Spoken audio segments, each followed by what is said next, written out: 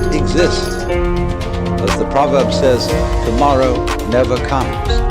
There is no such thing as tomorrow. There never will be, because time is always now. Welcome to the Philosophical Minds Podcast, the podcast about the stuff we wonder about. And other things.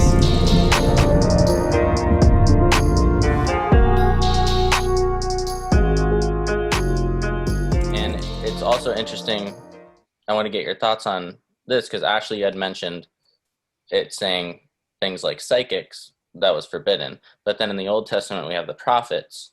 And then, there's, I guess, between psychics and prophets, dynamics between that seem very similar. So that's interesting. I kind of wanted to get your thoughts on what you thought about that. Yeah, I mean, there's definitely the case that there's no, at least the Hebrew doesn't have a word for psychic. There's no Hebrew word psychic there in the Hebrew Bible. What occurs in Hebrew that sometimes I get translated that way are various forms of divination. And the forms of divination, there's a range of various forms of divination that are still somewhat mysterious to us exactly how they were practiced.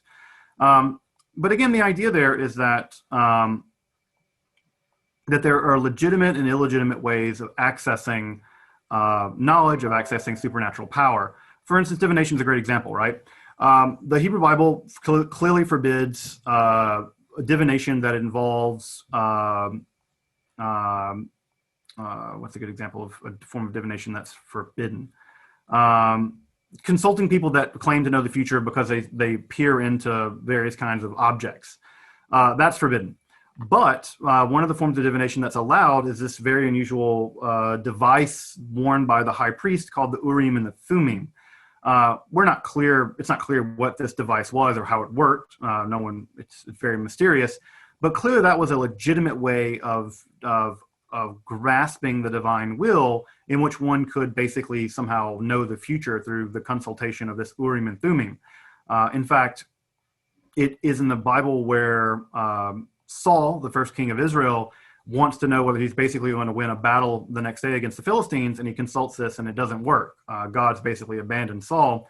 And it's at that point, actually, that he goes and consults the witch at Endor, the Baalat Ov at Endor, and she summons the spirit of Samuel, and basically Samuel tells him what he already knows, that, he's SOL. Yeah. And so there, again, it's all about legitimacy and illegitimacy. And as you probably know, the Hebrew Bible is basically trying to draw a very clear boundary around what's allowed and what's not. A great deal of the Hebrew Bible is law. It's don't do this and do this. According to the traditional count, there are 613 of these laws, 365 of which are negative and 248 of which are positive. And so the text is very concerned with prohibitions and with commandments. And a great deal of that is dedicated to very carefully circumscribing what kind of practices the Israelites are allowed and what kind of practices the Israelites are not allowed. And divination is one of these ways in which the Israelites are very carefully circumscribed. They're given access to one means, this Urim and Thummim business, but they're also told they're forbidden to other kinds of mechanism. For instance, one of the forms of divination that now jumps to my mind is some type of cloud-based divination. Exactly how it worked is unclear. We just know that they looked at clouds and tried to figure out the future, which I've looked at clouds and saw all kinds of things as well, dinosaurs and things.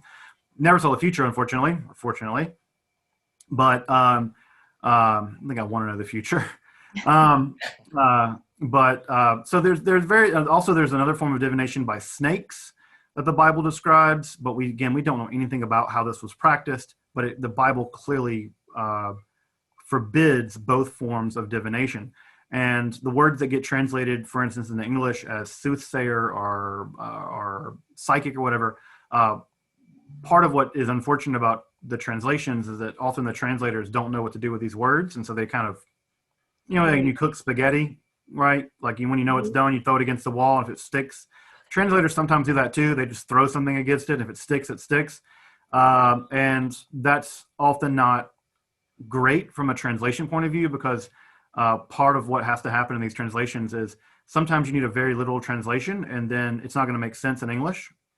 But that's what the text says. right? It'll say something like, don't snake the future. And you have no idea what snake is, or don't cloud this. And you're like, the hell cloud? The text says that. And again, what we have to do is, at least from my point of view, when I'm studying it, when I'm teaching it, I have to say, this is what it says. And my students will say, well, what does that mean? I'm like, you get a time machine and go back to the Iron Age and we can find out. But barring that, we can do cross-cultural comparisons. We can compare the Israelites to other cultures like the Babylonians or the Egyptians. We get some insight there. But it's clear from the text that these practices were so well known that the text can just name them, and the writer knows that the audience knows what they're talking about. They don't feel the need to explain it any further. But in the transmission of the past, 1,500, 2,000, 2,500 years, we've lost what this stuff means. So on the one hand, that's bad for scholarship because we don't know what the text means. On the other hand, it's really good for people who want to do magic because there are these very specific things that are forbidden and we don't know what they are. And so a person who wants to come along and do magic can always say, well, I'm not doing that. Like you can't do that. They're like, well, I don't have any snakes. I'm not messing with clouds, right?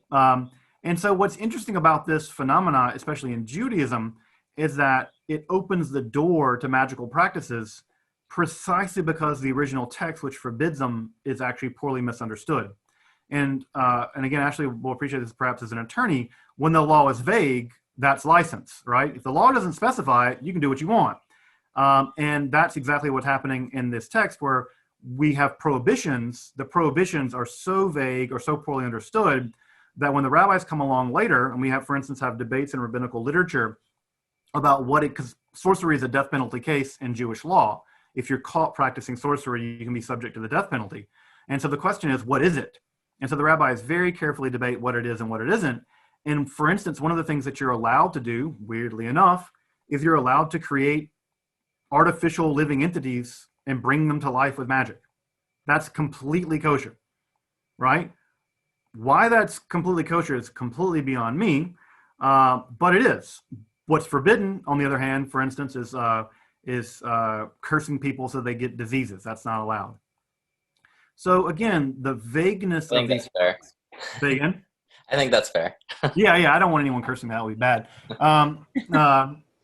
Yeah, I don't want anyone cursing me.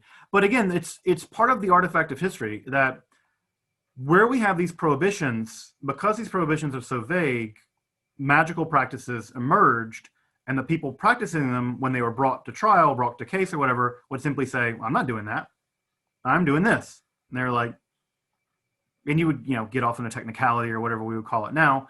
But this is how these things operate, is that the vagueness operates as a double-edged sword. And of course, and one of the episodes I'm going to do for Esoterica, I think next week, is on a magical book called The Sword of Moses, which was written in the early Middle Ages. It was a really popular book of Jewish magic, which actually uses various names of God to effectuate all kinds of magical stuff.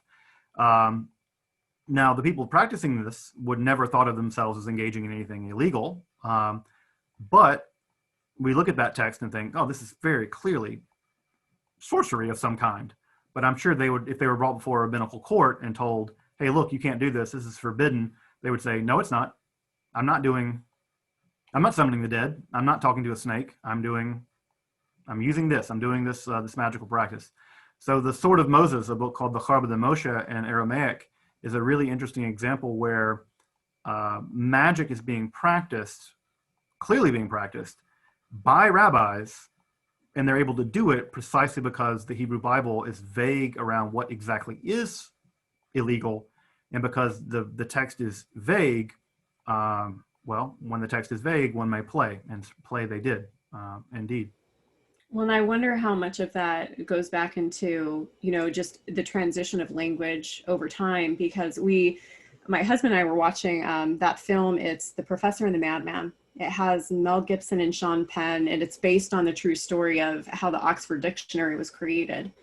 And it's something that I had never just really thought of. And, they go through this process of figuring out how they're going to take all of these words in the English language and define them.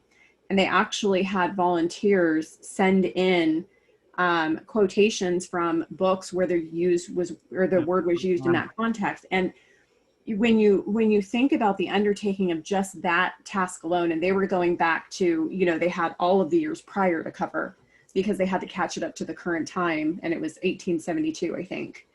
And you think of, in these texts, it leads me to wonder if it really was descriptive, but the meanings that we have now because of language and how it's evolved, and so much gets lost in translation, so to speak, that if we've lost, like you said, what that actually means, and so we start to then redefine it in our own way or apply it to what we understand now in a very different world. I mean, I always tell my students, if you want to check your translation of the Hebrew Bible, the Old Testament, the easiest way to check whether your translation is telling you the truth is open to the book of Job.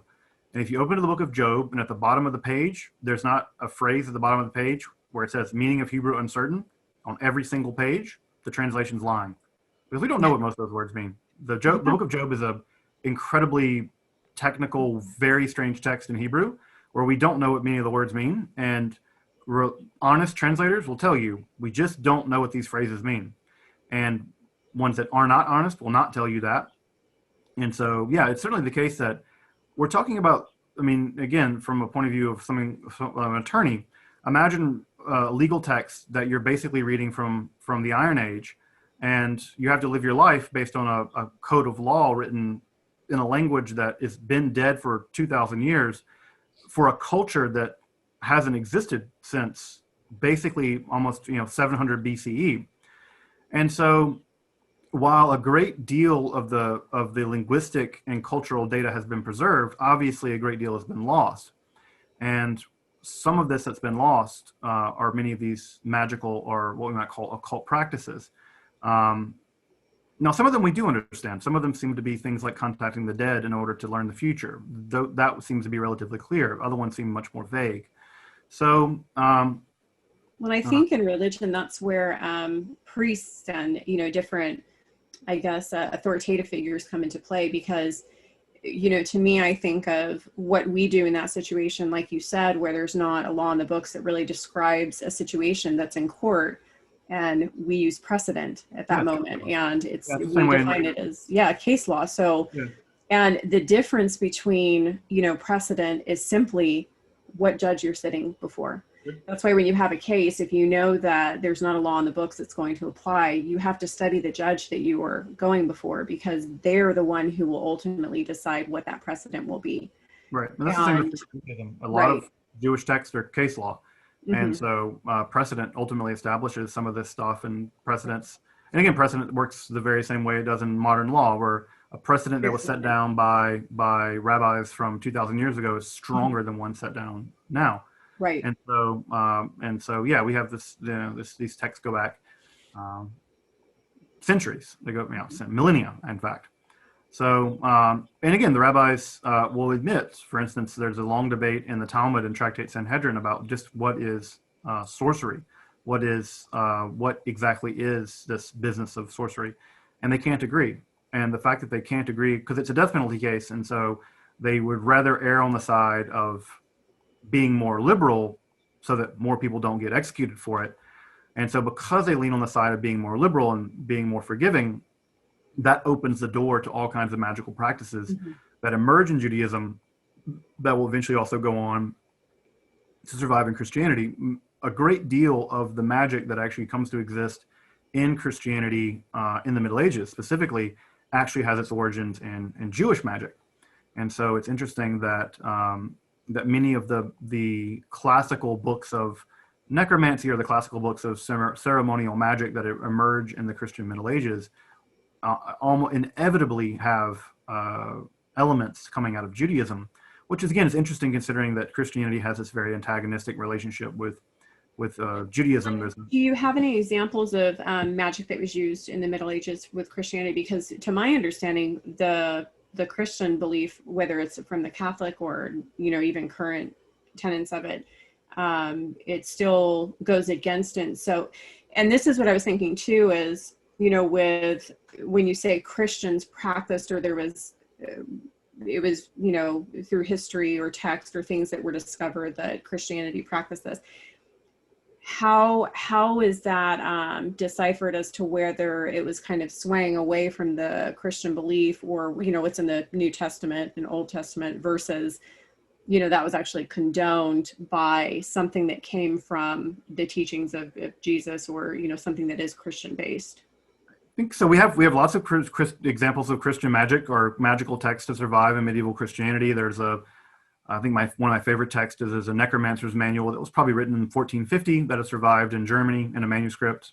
It's published as, modern translation, I think it's called Forbidden Rites or something like that. I could send it to you. But it's a necromancer's manual published and written in about 1450. We have other magical texts. Similar to the Book of Mormon. So depending on what sect of Christianity you would subscribe to, because Christian. No, these are like spell books. These are books, spell books, and they're books for conjuring demons and angels. Well, the reason I ask is because you say part of the text, but non-denominational Christianity doesn't believe that the Book of Mormon is Christian. Right. So you have, even within the Christian faith, different denominations and different sects believe that these Christians are not real Christians and these Christians are not real Christians. And so I guess my question, you would certainly have many, many Christians that would say that this book is forbidden, and we're very lucky that it survives at all. But the only people capable of producing a book like that would have been not just Christians, but elite Christians. That is to say, priests. They're the only ones that are going to never ever abuse their power. Of course not, right? I mean, the only people that would know how to write in Latin, the only people that would know how to do these ceremonies would be people that would have this background. And what scholars have now come to the conclusion of is that there must have been what is now referred to as the clerical necromantic underground, that there must have been a relatively vast network of Christians practicing what we would call black magic, I guess. That is to say, conjuration of demons in order to accomplish various tasks.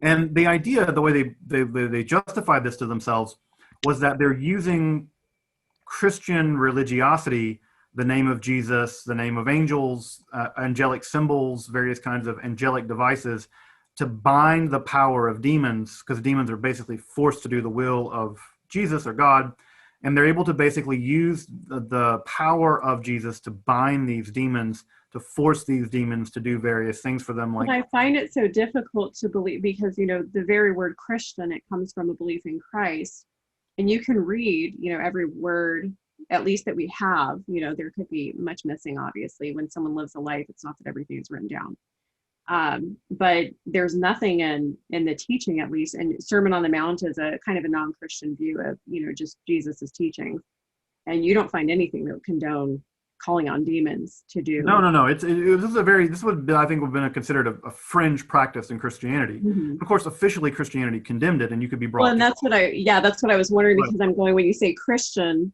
it has to be Christ, and to me, I don't. Again, like I said, it's certainly Christians that would have not been. I mean, again, one can think about sort of like being an American. The law says you shouldn't do X, Y, and Z. You break the law, you're still an American. You're just right. It has to do with. Well, exactly, and that's what I think I'm preleading to, is that I would relate. For instance, a Christian could sin, and it doesn't mean that that's what the Christian faith condones, but they're human, right? For me, how I would relate it is saying, say somebody's gay and they're in the Christian, they go to the Christian church, but they're gay. There's kind of like that division there, mm-hmm. and that may be similar. I mean, yeah. I mean, it's behavior that clearly official Christianity would have not condoned, and yet must have been popular because we have dozens of these books that survive. And you have to understand that in the Middle Ages, the production of a book is a very, very expensive, time-consuming thing. Everything from scoring the parchments to copying the book out to distributing the book. We have examples where these books are referencing each other all across Europe. So these books are traveling, right?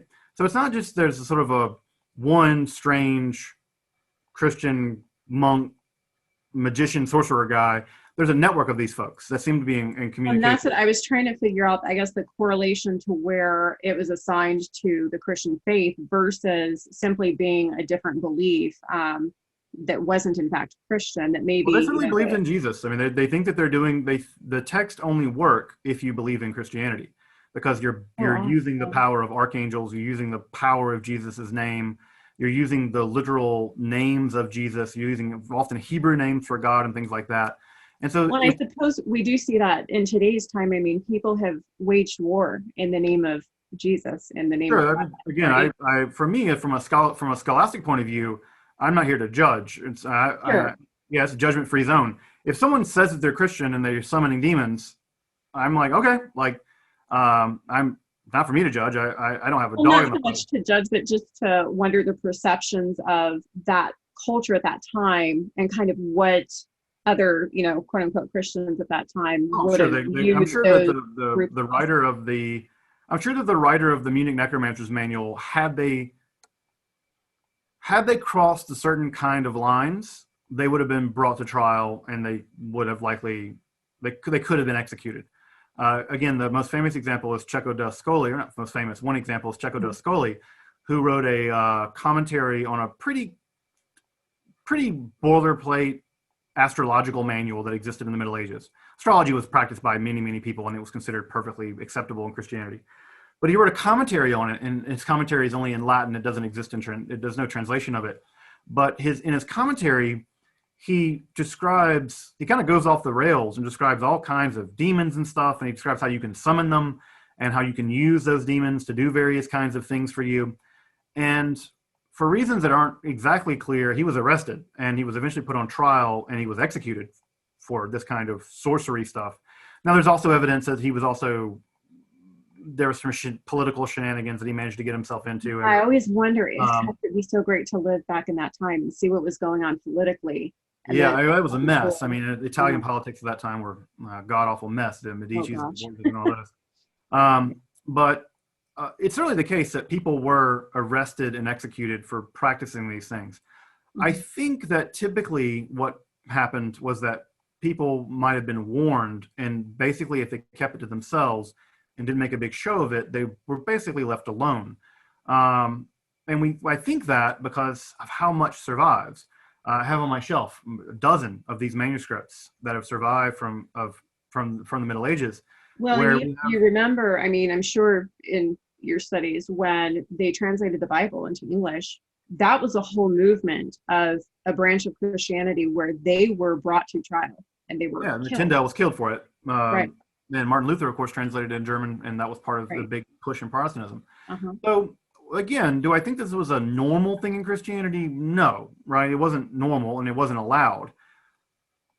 But the fact that we have so much evidence for it meant that it wasn't completely an aberration. There must have been. The dynamic of it, right? It was going on, and it was going on at least in enough numbers that we have manuscripts that survive. We have manuscripts and several versions that survive.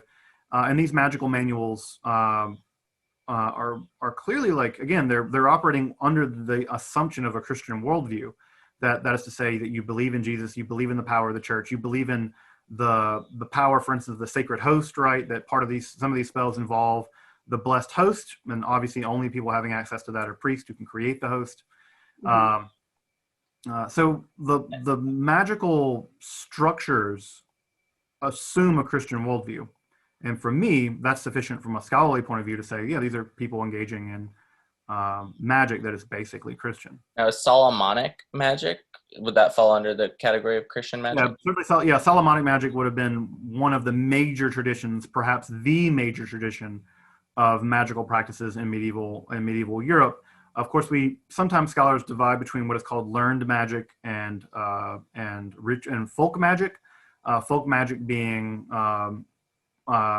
magic practiced by common people. Sometimes these folks refer to themselves in the English-speaking world as cunning people, cunning man or cunning woman. Whereas learned magic, that is to say magic primarily based on ceremonies, typically in Latin. Those ceremonies typically done in Latin would have been done by educated people. And again, you have to understand that the basic strata of civilization or strata of society that's educated at this time are going to be people that are in the church.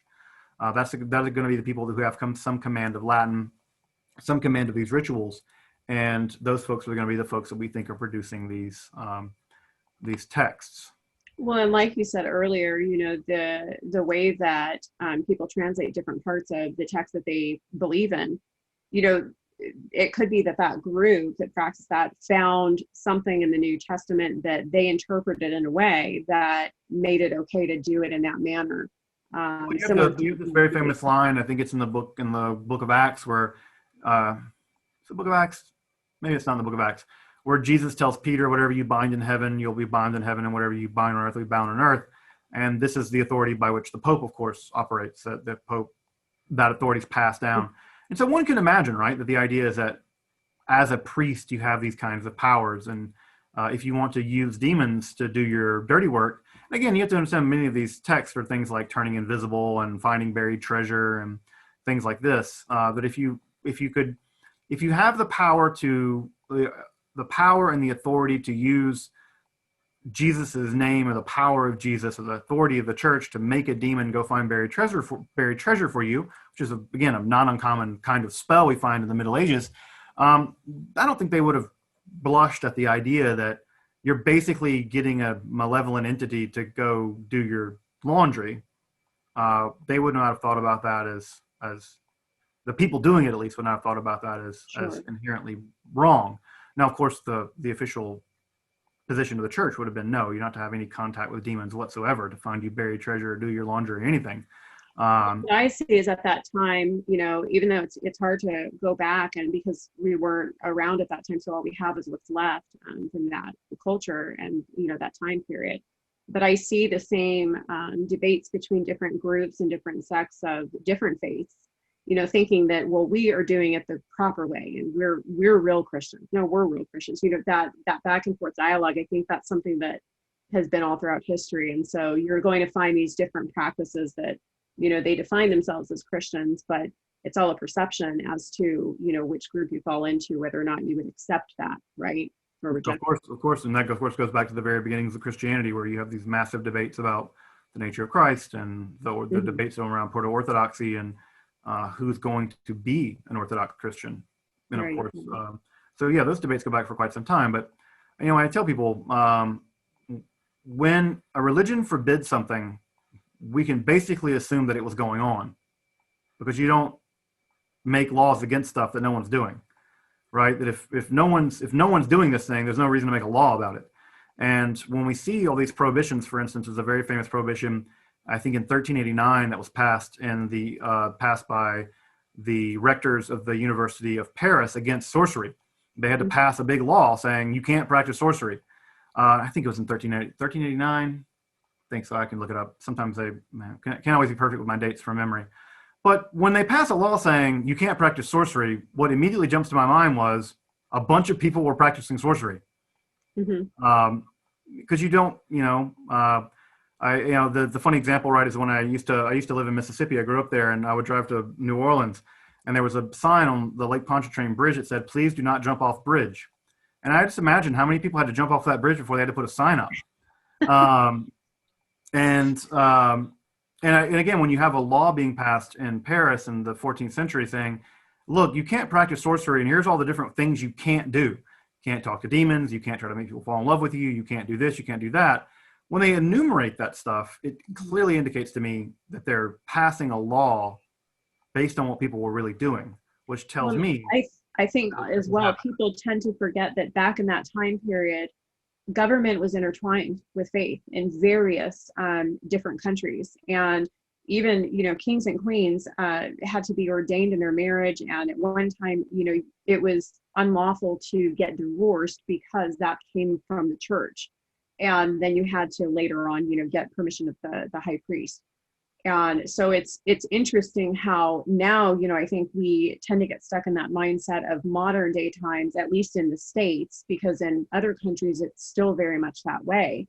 And we see, separation of church and state, but you still see that interplay in government. And I'm sure you can think of the political parties where you see that interplay, that certain political parties try to interject that despite the constitutional backdrop, right, and the political backdrop. So it's very interesting how that in the past affected laws, right? And then now when we make laws, there's this attempt to separate those things.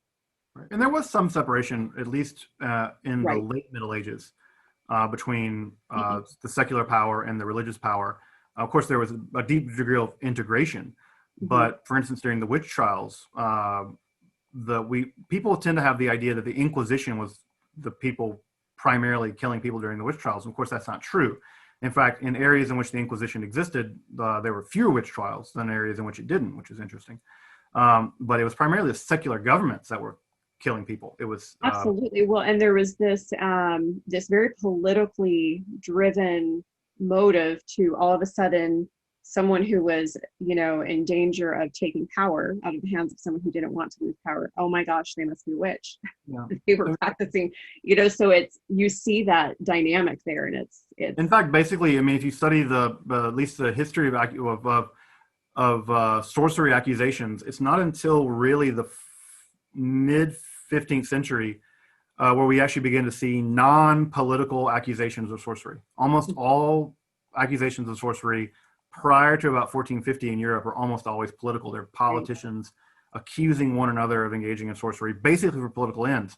But it's not until, for instance, the trial of Dame Alice Kittler in Ireland, and then you begin to see the uptick beginning around 1450 with common women being accused of sorcery or witchcraft, maleficia.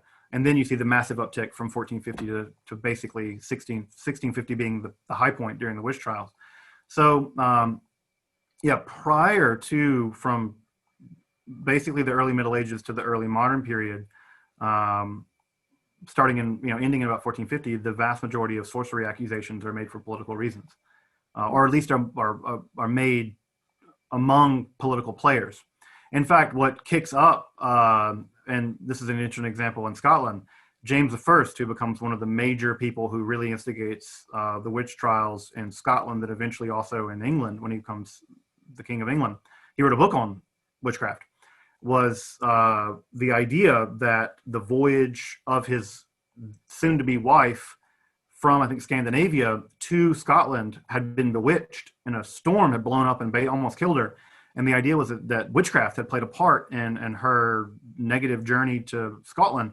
That is what kicked up his idea. And again, the idea was that people were cursing her, trying to prevent him to marry her for political reasons. And it's that actually instigates him to begin his interest in witchcraft. And that kicks off a great deal of the witch trials in Scotland. And of course, Scotland had some of the most intense witch hunting in Europe. Scotland had, even though torture was illegal there, juridical torture wasn't allowed, actually wasn't allowed anywhere in England, but they had a higher witch hunting rate than almost anywhere in that area. So, and around what time period was that? James, this is probably in the early part of the 17th century. 17, okay. Curious. I was wondering if it was around when the Enlightenment happened. No, this is it's about a century and a half prior to that. Okay, because the Enlightenment was 1715 to 1789, I think. Depends on how you want to, usually Right. typically we end it with Course. typically we end it with the French Okay. Revolution, but Kant and Newton. I mean, the Enlightenment might even begin as early as 1666 with Isaac Newton's the Year of the Miracles, right, which he discovers calculus and physics and nature of light. And also, of course, we shouldn't forget that Newton wrote nearly 1 million words on alchemy and apocalypticism, in addition to the fact that he was also interested. He had a hobby in which he invented science. His real interest was, of course, alchemy and the mysticism, which, again, that part of him doesn't get focused on a whole lot. But in fact, there's, so it just doesn't get mentioned a lot, but he had much more interest in many ways in biblical interpretation and esotericism than they did calculus. Calculus was a hobby, which must be nice when your brain's so big that you can basically invent calculus as a hobby. Right. Good for him. Would you say that alchemy tended to take off more around 18th century, 17th century? When do you think was really when it kind of took root? I mean, alchemy is in fact, just this week on the Esoterica, I did an episode on the first alchemical book to actually enter Europe. That book was translated from an Arabic book, Kitab al-Alchemia, by Robert of Chester on February the 11th, 1144. So alchemy was introduced in Europe basically in the middle of the 12th century. It really hit its high point in the 16th and 17th centuries. And then, of course, by then it's beginning to transition, alchemy is beginning to transition experimentally into something like protochemistry. But if you look at if you measure alchemy by the amount of literature it produces, then the high point is going to be sometime between 1500 and 1650. An enormous amount of alchemical literature produced during that time. An enormous amount. Very obscure I stuff. just started the tip of the iceberg, and it's going to be an adventure. Sky's read a lot more about it. I just started on, the basics of it, and there's so much. And a lot of it's not translated. A lot of it still remains in Latin, and so getting access to it can be very challenging if you don't have the original languages. That's actually a question I wanted to ask you.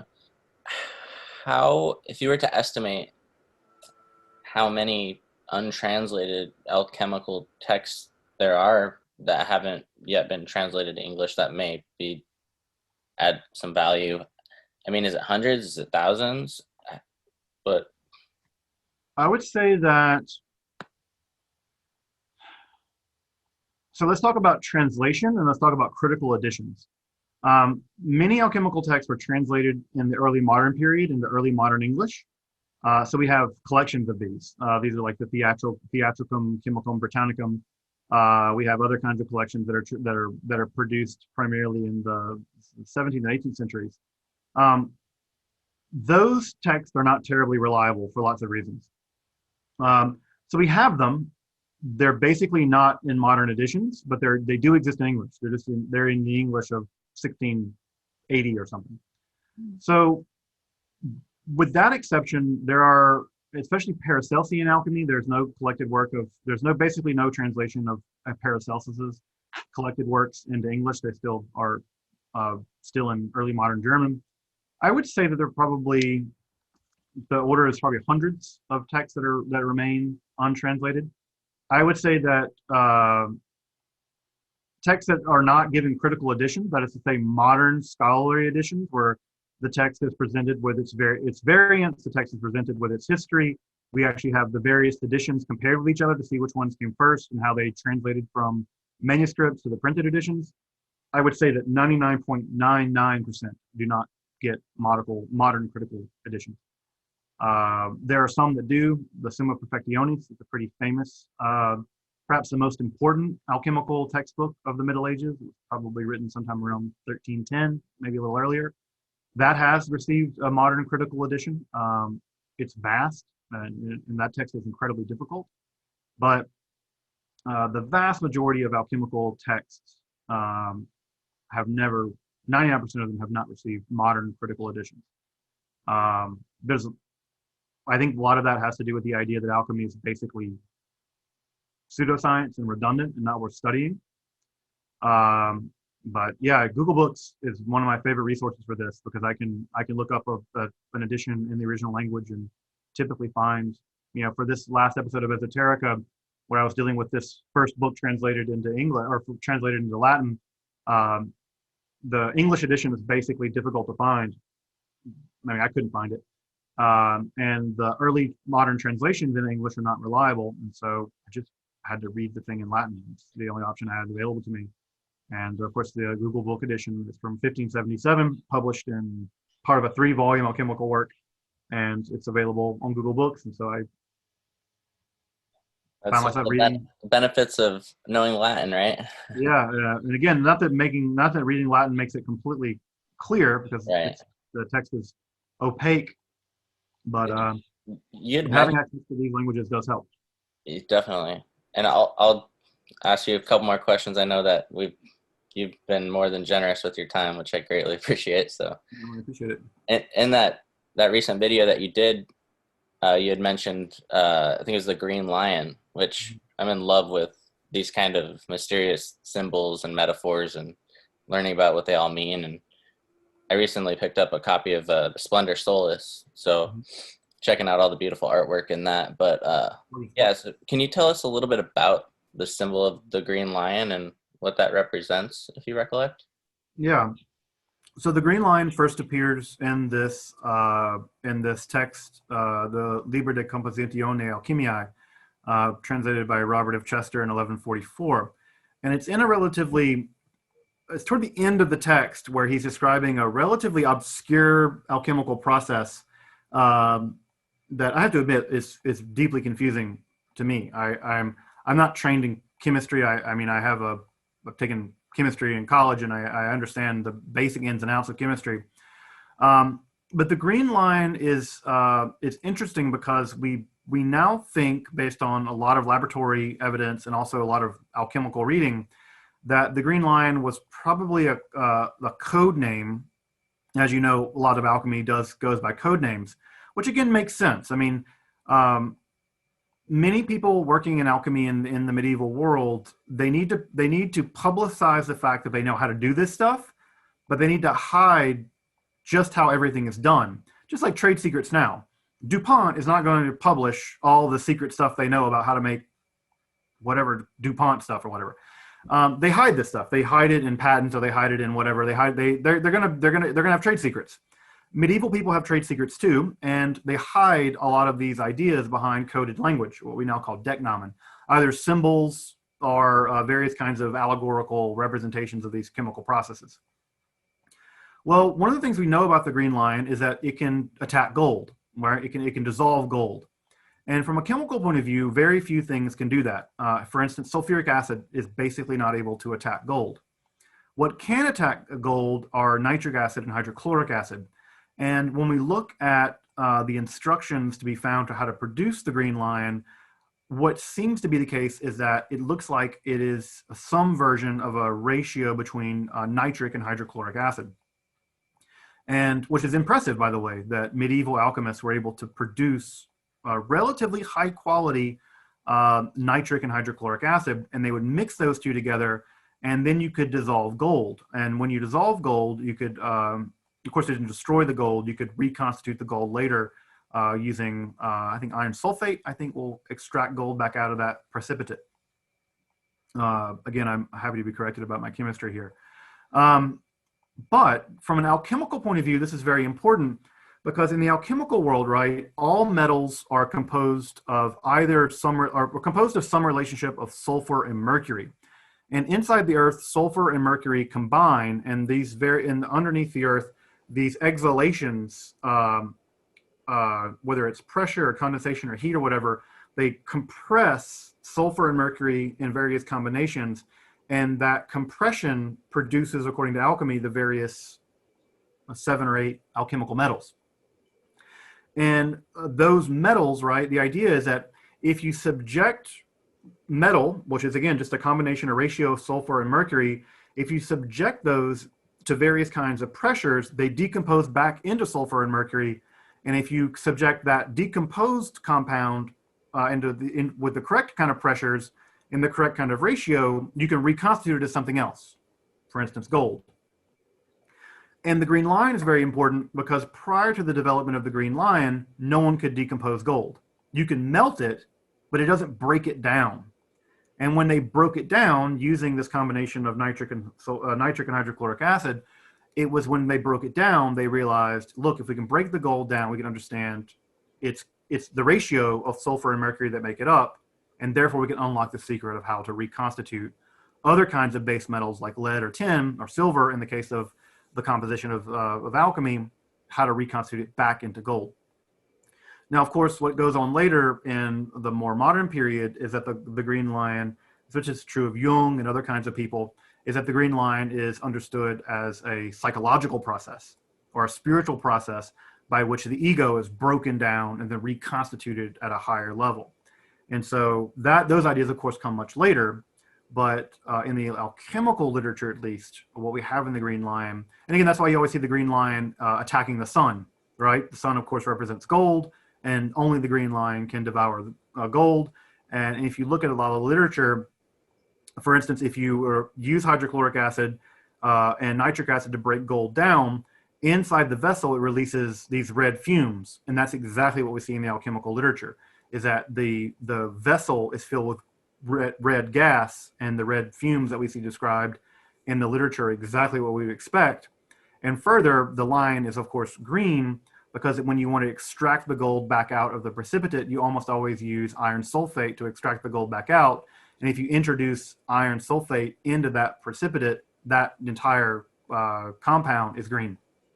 It's green to the color. And so many people look at these alchemical texts and they're puzzled by them. And this goes to what Ashley said earlier, right? And I think what you said too, Sky, right? That we learn a lot from practicing. Mm-hmm. When you read these texts, they just sound like a bunch of crazy allegories and symbolism.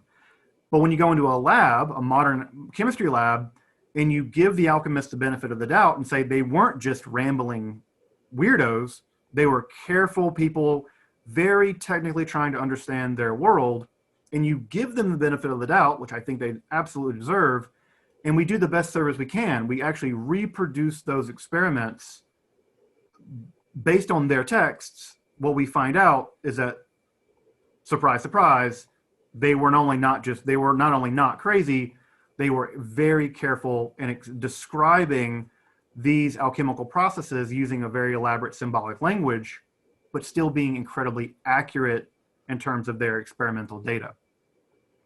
So I have a great respect for these alchemists because I read them very carefully. I try to read them very carefully, but also I like to think about what they're doing as they're being cautious, thoughtful people engaging in attempting to understand reality in the physical world, and they subject the physical world to very careful processes of manipulation, and they record that. They just happen to record that in a way that modern people find to be more poetic and allegorical, but for them, it's just straightforward. This is how we encode our findings. We encode it not in the form of a chemical equation, but in the form of an image. And this is, of course, like the green lion devouring the sun. This is what I compare it to. I'll never forget my civil procedures law professor said, all of you are mathematicians, on our first date. And we all kind of looked at him going, we're attorneys, we're not mathematicians, because usually attorneys are not the greatest mathematicians. And he said, because you can run across the street and a car can be coming, going a speed that you are not aware of what the speed is. You don't know what the exact number. And he said, and you can calculate when you have to cross the road, unless you're the unfortunate person who gets hit by the car, of course. But the theory behind that is that the actual equation for figuring out what speed you would have to cross and what that, that looks like mathematically is very complex. It's very complex. And I think of alchemy in that way, the little that I know, and there's still so much that I don't know. But I see it as just really people not understanding that the alchemist, in my view, is practicing these concepts and figuring things out in a very practical way. And perhaps it's just the way that it's described that people can't grasp or understand. But when you look at the science side of it, the chemistry side of it, for instance, turning different, lead into gold or mercury into gold, that process, now we understand it because now we know that there's protons, neutrons, and all of these things that we did not know back in, the time period that you're talking about where alchemy came into play. And gold is simply at 79 protons, and then you have to have enough neutrons to stabilize it. So with mercury, it's 80 protons. And if you knock off one of those protons, you have 79, which creates gold. So when you're talking about different pressures, it's simply adjusting the protons in different ways, in different mannerisms. So in alchemy, I think that they've refined that practice. And that was kind of the ultimate, goal for some alchemists, was to obtain the ability to do that. Is that correct? Well, transmutation was, again, I think that lots of alchemy existed for hundreds of years, and there had lots of aims at lots of different time periods. But certainly early on, at least the example of the text I just mentioned, it's very clear that they say that the ability to transmute substances, mm-hmm. to make one substance into another substance, is the goal of the art, the Hermetic art. In that case, transmuting silver into gold. But yeah, I think that, and of course, we can transmute metals into gold. You just have to have a particle accelerator to do it. And of course, the gold that you get is highly radioactive and degrades rapidly back into not gold. And the power it takes to produce it is not worth. It costs much more money It costs much more money to produce, a couple of atoms of gold than it would, it's a losing game to make gold with a particle accelerator or whatever. I think the Soviets did it way back in the day just to prove they could. It's a Soviet, classic Soviet thing to do. But yeah, so I think the things like the green lion or the peacock's tail, these various things, I think what's important for me as a person who wants to study alchemy from both the literary side, but also from the side of what they were doing in their labs, is that on the one hand, I think part of what we all like about alchemy is the elaborate, beautiful symbolism and the art and even the music, right? There are alchemical musical texts that were written. Michael Mayer perhaps has the most famous of these with the Atalata Fugians that was published in the 17th century that has art, poetry, and music. You can actually listen to the music, the alchemical music that he wrote. It's like a multimedia thing. Well, the other side for me, right, as a person interested in alchemy, is also to understand what they were doing in their labs and to appreciate that basically there's no chemistry without what they did. These guys were able to the first people to conjure acid, right? To actually make acids for the first time. Making sulfuric acid, making nitric acid, making hydrochloric acid, that's not easy, right? Like you have to have a really skilled technical ability to understand the world to do that. If you ever had a glass of whiskey or a glass of brandy, you can thank an alchemist, right? Paint was largely developed in many ways by alchemy. These guys really made enormous technological breakthroughs where I think that painting them as only trying to make lead into gold is inaccurate, but also painting them as like only engaging in sort of a psychological or spiritual process of purification, which maybe they were doing that too. But these are people definitely working in labs, trying to understand the fundamental structure of reality, the fundamental structure of nature by a very careful experimental process. I don't think it's a scientific method, but science likes to look down its nose at alchemy as like pseudoscience. And I think that's just a really bad, it's just an inaccurate way of looking at what the alchemists were doing. And so I think the task of the modern folks like us who want to study alchemy, I think it's to look at them in their context, look at what they were doing and really trying to understand and unpack the genius of what they were doing and appreciate it for what it was and not discredit it for what it wasn't, to be like, oh, they weren't really scientists or whatever. I think that's just it's taking a modern idea and putting it on medieval people and then judging them based on something that didn't even make sense at that time. I think it's unfair. And so, well, and let me rephrase, because when I say that the ultimate goal for many alchemists was to turn mercury into gold or lead into gold, it's more so that because that is one of the most difficult processes. I mean, it's extremely complex to do it. It sounds simple, knocking a proton off, but they do it in a very different way. And accomplishing that was just showing a mastery of all of these various, forms of alchemy. So there's, stepping stones from what I understood. And, again, my knowledge is limited to the people that we've kind of interviewed and the texts that I've read. But from what I understood, it was more of a mastery of that skill that showed that you have really mastered just all sorts of different processes or steps. No, the alchemists definitely thought that gold was the most perfect substance. And if you could create it, then basically it showed that you had mastered every other process that could be imagined.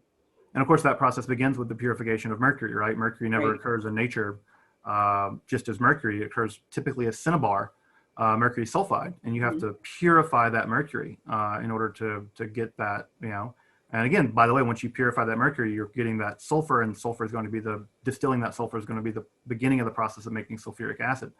So these guys are very careful experimentalists. And again, we shouldn't let the fact that they encoded their information be completely a dead end for us to understand it. The code is there, but it's not so thick that we can't break it. Yeah. Not to say we have a perfect understanding by any means. But I think there's obviously lots more that we are gonna understand with the coming future translations of various texts, and just the more people discuss it. And Yeah. So, and you also mentioned you're a home brewer as well. I was curious, what is it that you brew?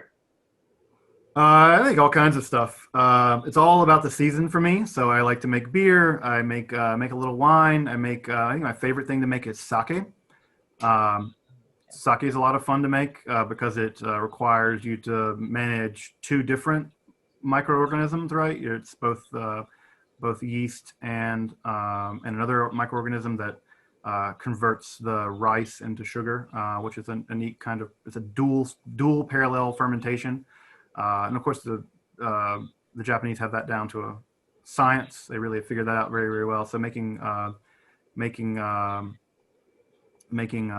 sake is a lot of fun, and yeah, I've also done a little distillation here and there when it's possible.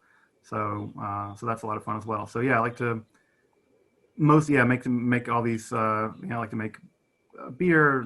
Made a lot of like wild brew beers. So isolating yeasts from like the backyard, or a yeast actually from my beard, because there's yeast all around us, obviously. Yeah. And so isolating a yeast from my beard, and then culturing it, and making a beer out of that, which sounds kind of gross when you say it that way, but Actually, really. it's neat. I mean, again, it's one of the things that we often forget as human beings is that I think 4% of our body weight is actually not us. It's other organisms living in or on us. And so to think about our bodies as a world unto themselves, that all you have to do is zoom in to get a glimpse of that world. Part of what's neat about homebrewing is that or just brewing in general, is that you're using that world that you can't see to produce all these wonderful things. And of course, it's not without reason that many cultures associate alcohol with magic. Many cultures, magic and miracles, right? Jesus' first miracle, of course, was the conversion of water to wine there at the wedding of Cana. And so, it's a little alchemy that I feel like I can do on my own, and so a lot safer than distilling mercury, which is I don't recommend without a fume hood. I have people that write me that will say things like, "Yeah, I'm gonna distill mercury and start doing alchemy." I'm like, "You need to get like, are you gosh. like you need to have like." They're like, "I'm doing it in my kitchen." I'm like, "No, you're not. Please do not do that. Oh my gosh. You need to have a fume hood. You need to have modern. You absolutely need to have a modern chemistry lab." People are like, "Where can I order nitric acid to melt down?" I'm like, you need to have very careful training before you lose your flesh to acid or whatever. So if you alchemists did not live long. It's one of the things that it's an occupational hazard when you're all the day surrounded yourself with these kinds of chemicals and these kinds of compounds. Mercury is incredibly toxic. When you surround yourself with these compounds, we should also, again, be very thankful to the alchemists, because they did not live healthy lives. They suffered enormously to make those gains. And so I often think about the alchemists laboring in their labs without fume hoods, without protection. Their life must have been hard and unhealthy and short. And so we should also be thankful for the work that they did, because they suffered immensely to unlock these secrets of nature that we benefit from every single day. Every single day. There's modern industry is unimaginable without sulfuric acid. Simply impossible. It's simply impossible. And the alchemists that labored to produce those things suffered enormously so that we could have them. And so we owe them a great debt of gratitude, in my opinion. Definitely. All right. Well, I'll ask you one last question. What are 2 or 3 alchemical books or texts that might be more or less common or less known that you've come across that you would say are very interesting or valuable, or you personally would be like your personal favorites? I typically tell people that if they want access to a good alchemical textbook, that is to say, a text that gives you a good glimpse into alchemy, especially as it was practiced in Europe in the Middle Ages, then the text I would always recommend is the Summa Perfectionis, that was written. It's attributed to Gerber, but we now think that it was actually probably written by an alchemist named Paul of Taranto. The Summa Perfectionis is basically the most important alchemical textbook of the Middle Ages. Everybody read it. If you wanted to start doing alchemy, you started there. It provides the basic outline of the theory. It provides the basic outline of the apparatus you would need, and it provides the basic outline of what the goal, how to do it. And it's one of the most laboratory informed alchemical texts of the Middle Ages. What's also really good about it is that it's been translated into a completely modern edition with both the Latin and the English translation with copious notes. So you probably have to get it via interlibrary loan or something. It's expensive, but I would say that for people wanting to study alchemy, that's where I would begin. I think later texts are more difficult, but the Summa Perfectionis is a much more approachable text. Is that text prior to or post Paracelsus? It's prior. Okay. It's prior. So, of course, Paracelsus greatly innovates in alchemy. He introduces a third element into his works. That's salt, right? He thinks of salt. And again, Paracelsian alchemy is a ball of wax on its own. What else? I would say the Summa Perfectionis is probably the text that I would recommend everyone take a look at first, just because we have a good modern edition and it's very reliable in terms of getting access to it. Another text that I would say, the Ordinal of Alchemy, is also a nice text. The Ordinal of Alchemy is a nice English text, originally written in English, so you can read it in English. It's, of course, it's written in early modern English, but it also gives you a nice glimpse into alchemy from a much more poetic point of view.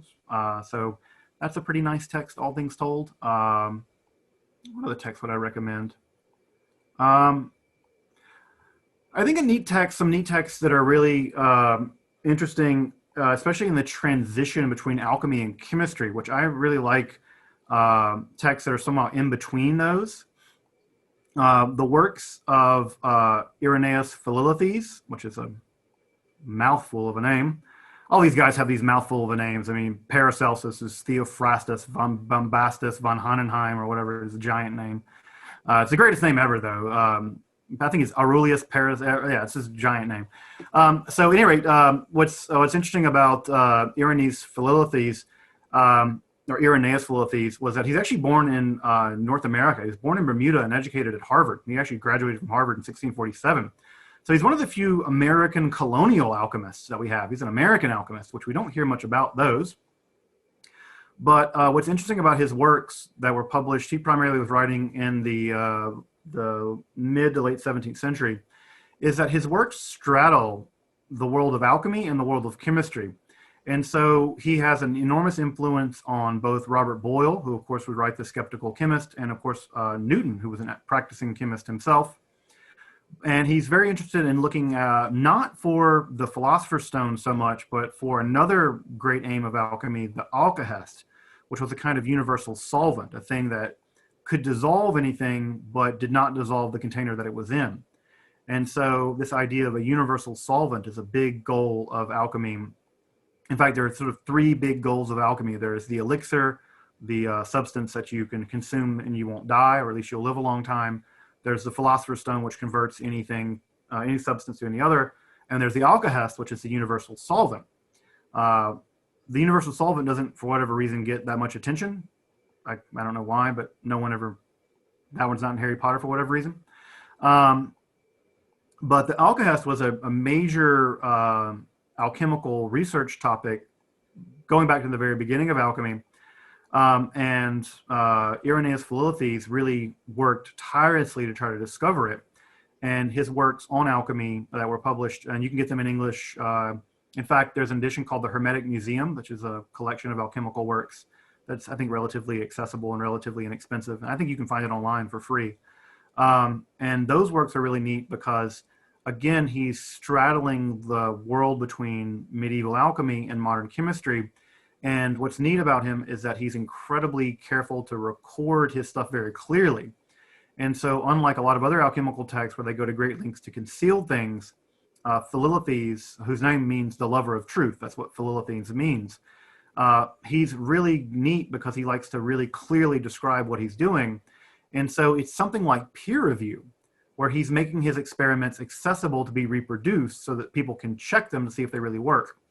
And so he's doing a very medieval thing looking for the alkahest, but his method is very modern looking, chemistry looking. And so he's a neat character because he sits at the crossroads of both alchemy and chemistry, which I find that to be that moment of transition, which lasted hundreds of years. That moment of transition is very fascinating because it shows that the chemists, modern chemists, just should not look down their nose at the alchemists. They have a lot to learn, in fact, I think, in many ways, from the history of alchemy. And also, it allows people an inroad into alchemy where they can sort of be in between both the alchemical world and the chemical world in a way that's neat because of its transition. So if you want to do straight alchemy, I would say the Summa Perfectionis is like the great classical text of medieval alchemy. But if you want something more transitional, and of course there's the all famous texts like Atalanta Fugiens, which has the music and the poetry, and the Splendor Solis, which is all these beautiful texts as well. So I guess it depends on what you want out of an alchemical text, but I always recommend. Then I have an episode just actually on Esoterica, just about the Summa Perfectionis, where I break it down and talk about it at length. So if folks want an introduction to that text without having to go read an 800-page book, which no, yeah. At least the episode of the show is a great introduction to I think it's a pretty good introduction to the Summa Perfectionis, which I think is the great alchemical textbook. And again, it's the one that everyone read. Paracelsus read it, John Dee read it, Edward Kelly read it. Everyone who did alchemy read it, and then that was their jumping off point to doing their own thing. So it's good enough for the alchemist, good enough for me. Yeah, beautiful. This was amazing. Where would you like to direct people to learn more about your work, or any websites, links? Where would you want people to find you? Yeah, so folks want to learn more about the work I do. Part of what I do with Esoterica is create free, accessible, and scholarly informed topics on Western esotericism on YouTube. So all those episodes are there on YouTube, and my sort of my goal at this point is to create that channel and to produce content that is accessible to people at various levels, right? So I have people who are hardcore occultists that have been doing this for years, saying, they learn stuff from the channel. And I have folks who, they're just Googling alchemy for the first time, and I try to make it so that the content is accessible to a wide range of folks. So folks should check out the YouTube channel Esoterica. And we cover everything from magic, alchemy, the whole gamut of Western esotericism. We cover there on the channel. And if folks want to contact me directly, they can take a look at my website, which is justinsledge.com.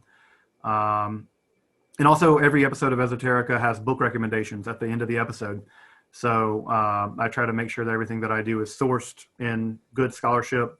And I provide books at the end of every episode. So if someone watches an episode on Israelite magic and they want to learn more about it, then I give them folks 4 or 5 books to follow up on that will allow them to dive deeper into that material. So that's true of my episodes on alchemy, true of the ones on magic, true of the ones on all kinds of other subjects. So folks want to find Esoterica on YouTube, take a look, and I try to respond to as many comments as I can and answer as many questions as I can. Excellent. Well, thank you again for all your work. It's greatly appreciated and honored. So thank you.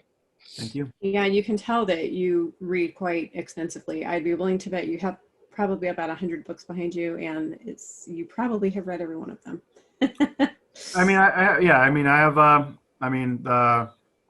I film my episodes and do my stuff in here in my study. And when we moved into a big house in Detroit, and I told my partner, like, look, I'm willing to fix this house up, but I need the biggest room in the house for my library. And I have a pretty extensive library, and and it grows every day. So thank God we live in a world where knowledge is accessible, and I don't have to worry about being burned at the stake for reading. Amen to that. So, I tell folks we're living in the golden age of this stuff. This stuff is more available now than ever before, and more available to more kinds of people. Right? The idea that women can read now, very important breakthrough in civilization. I would have been burned at the stake about 200 years ago. Yeah, I think a lot of folks. I think I would not have made it either.